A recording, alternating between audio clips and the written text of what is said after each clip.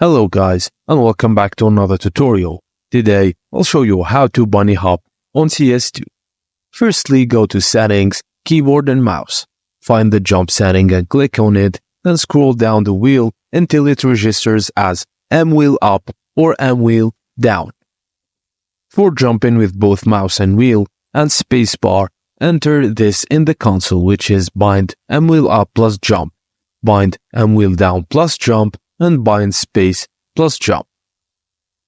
Now head back to the game and equip a knife and run forward using W.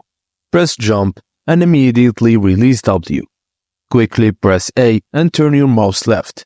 Jump again as you land and press D and turn your mouse right.